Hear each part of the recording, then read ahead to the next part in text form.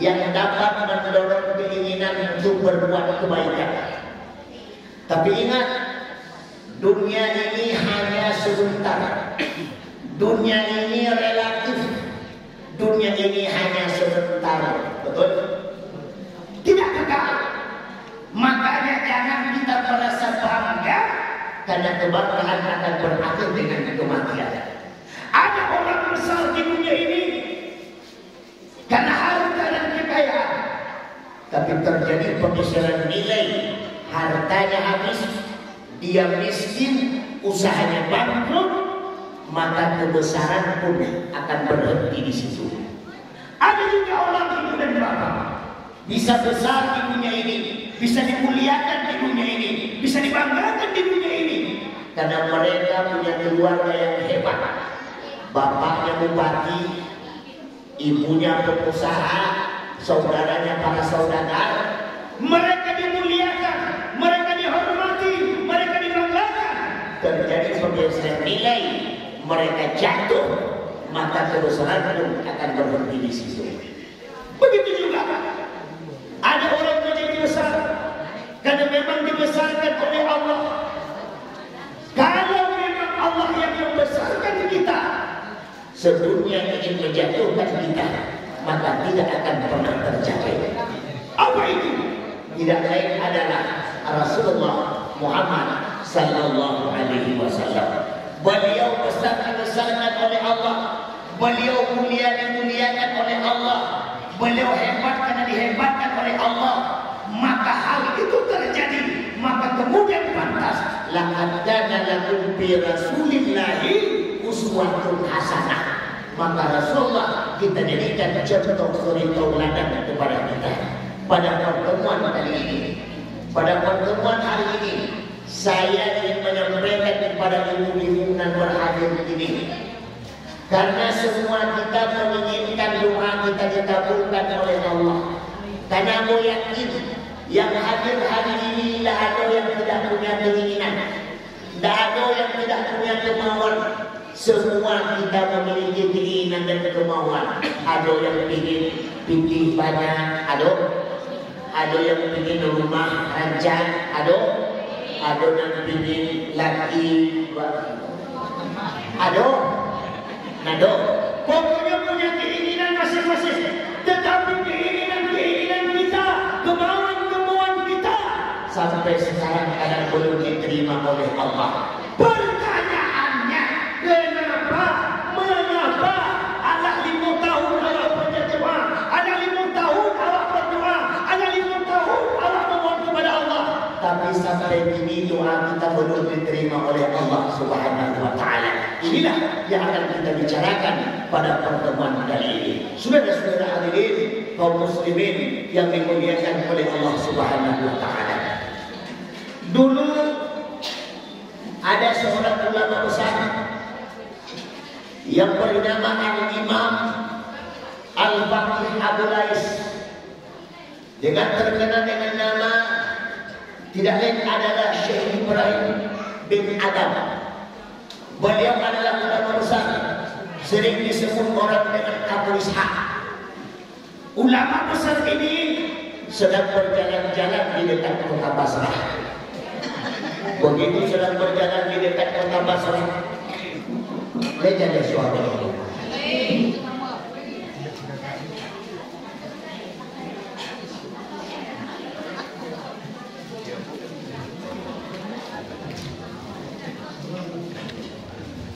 Nah, Ibu, Bu, abang ulang kembali.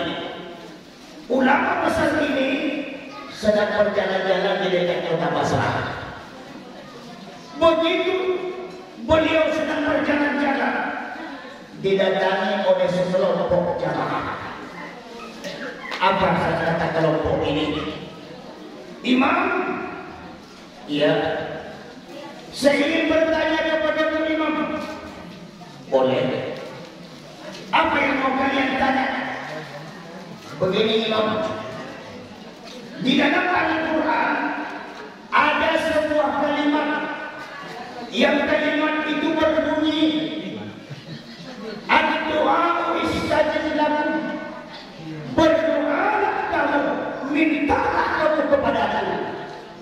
maka aku Tuhanmu akan mengabulkan keinginan-keinginanmu. Itu dan begitu kata Allah dalam Al-Quran. Minta, berdoa, maka Allah akan mengabulkan doa.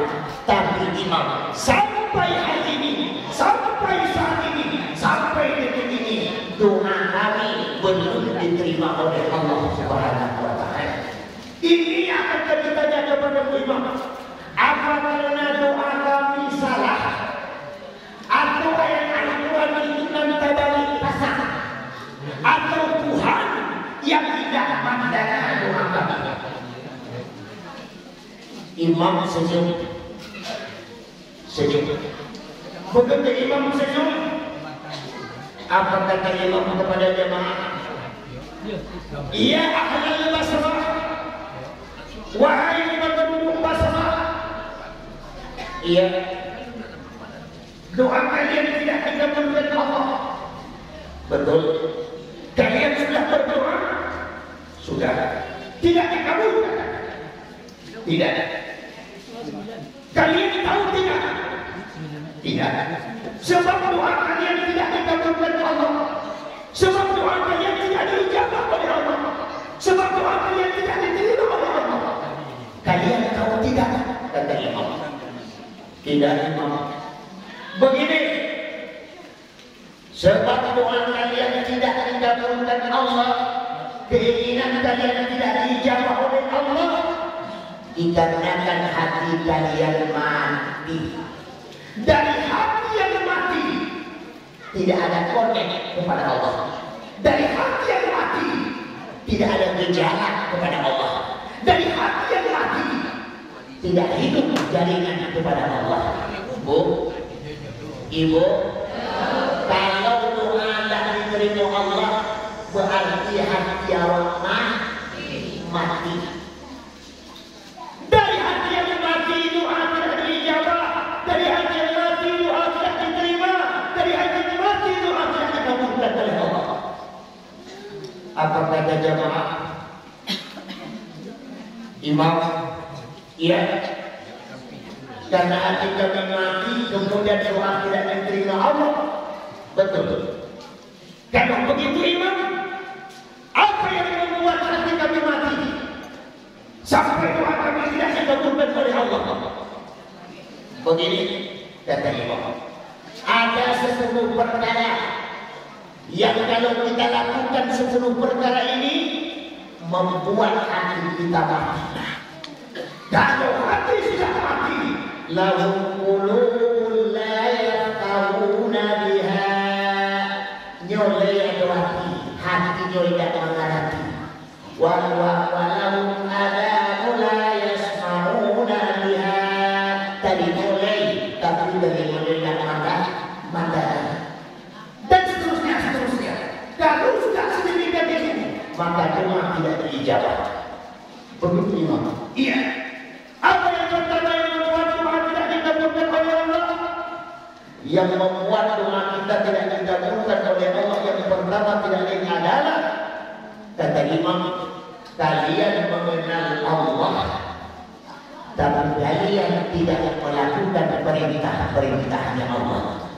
Awak kenal Allah, awak takut Allah, awak mengerti Allah Tuhan awak, tetapi sembahyang tinggal, mengaji tinggal, berzikir tinggal, bersedekah tinggal, rumah lain di pinggir surau, rumah lain di pinggir masjid, tapi sulit masuk ke masjid. Lewat daripada masjid, tapi bukan salat di masjid, cuma sedang 4 ajaran di WC masjid. Betul? Para banyak masyarakat awak. Kalau kita tanya Tuhan siapa Allah, layakin Allah Subhanahu lain. Percaya Allah Tuhan, iyo. Tapi perannya kita, kalau tak salah, saya ada orang ada, piti orang piti orang piti.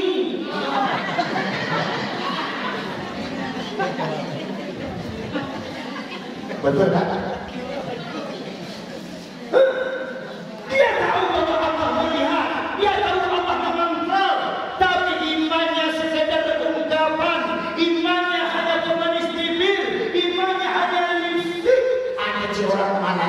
non dekor coba bre. Itu artinya tuh. Itu artinya. Tahu nggak? Sama orang nak tentu.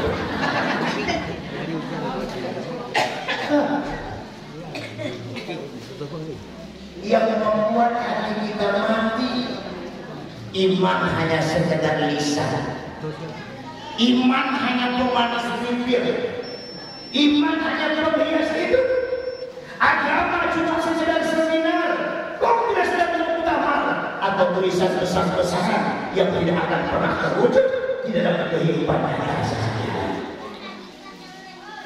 Orang yang beriman itu adalah orang yang kadang-kadang ketika disuruh nama Allah hatinya gemetar. Mulutnya tidak berhenti Allah, Allah, Allah, Allah, Allah, Allah. Awak beda, susah tak kena Allah, sedang payah tak kena Allah, pitih nak do tak kena Allah, laki nak pulang tak kena Allah. Tak kena Allah ada sebab. Tapi coba kalau kita nanti ajal sudah tidak ada lagi, kematian datang menimpa kita. Pada saat itu siapa yang bakal menyelamatkan kita?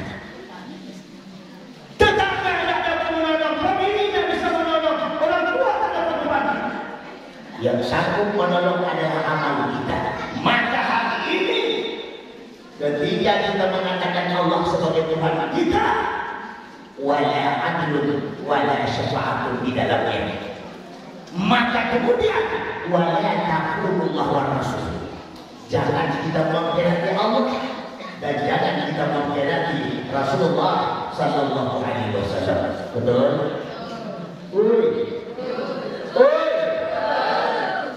Ini semua yang berhadir sekarang ini, Bu. Semua kita yang datang sekarang ini, semua kita yang duduk di tempat kita ini, tidak ada yang tidak yakin kalau Allah sebagai Tuhan kita. Betul? Tapi di antara orang yang duduk juga di sini, banyak yang kadang-kadang lebih terengkang kepada Allah daripada terengkang kepada suaminya. Betul tidak? Kadang-kadang dia lebih patuh kecil lakinya daripada kecil Tuhannya. Betul-betul tuh. Padahal hidup kita relatif. Sebagaimana saya katakan, apapun yang kita lakukan, apapun yang kita kerjakan, apapun yang kita laksanakan, dicatat oleh Allah Subhanahu wa Ta'ala. Berbagai ibu yang menjadi ibu-ibu, berbagai ibu yang menjadi ibu-ibu. Kenapa? Surga di bawah telapak kaki ibu. Betul?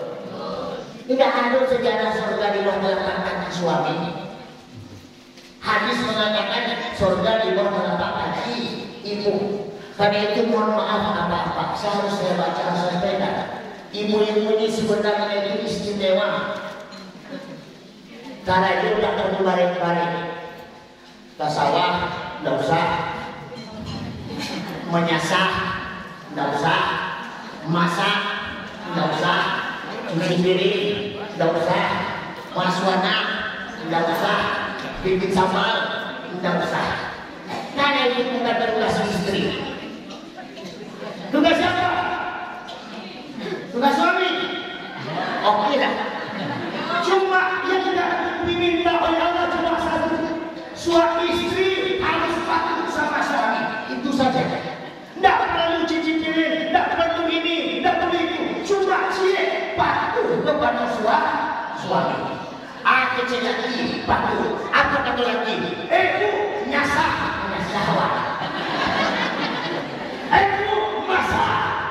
Masalah patuh kepada suami. Ketika itu tak patuh kepada suami, bahkan dia rela Allah rela suami, ibu bisa masuk sarung. Tapi kalau tak patuh, rela melawan suami pulang sawahnya dia belum masuk, awak situ pepetok. Insya Allah itu masuk neraka, kami laki-laki masuk sarung. Alhamdulillah.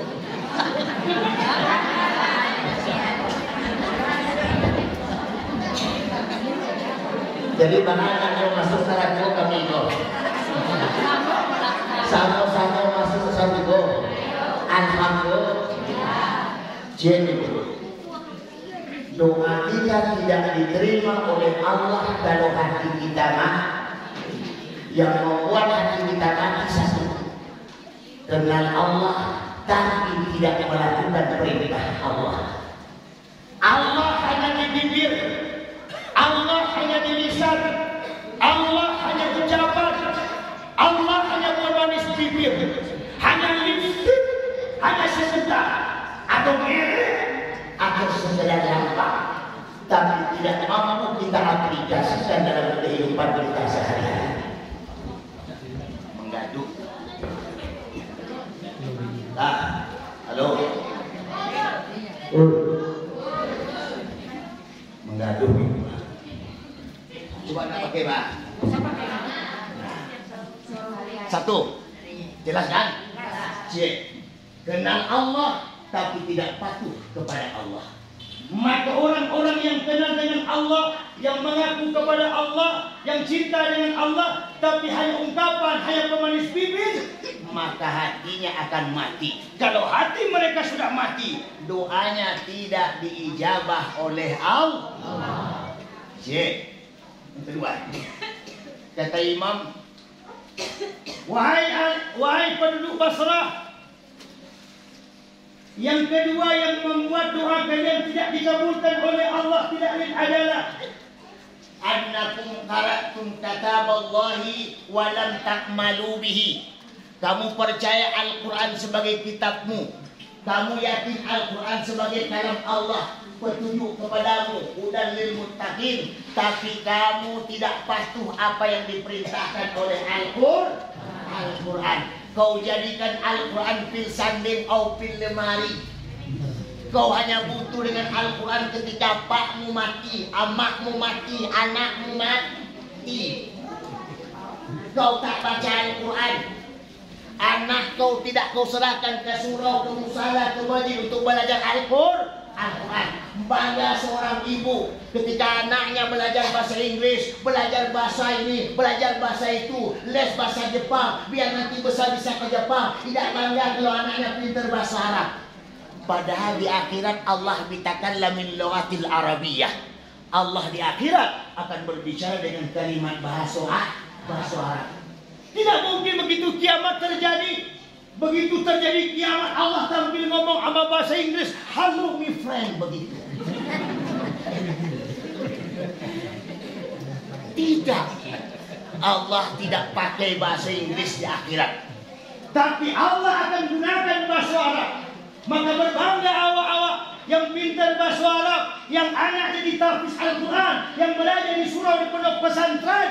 Karena Al-Quran ya'ti yaumal qiyamah syafi'an li ashabihi, nanti akan datang dari kiamat untuk dapat menolong kita masing-masing.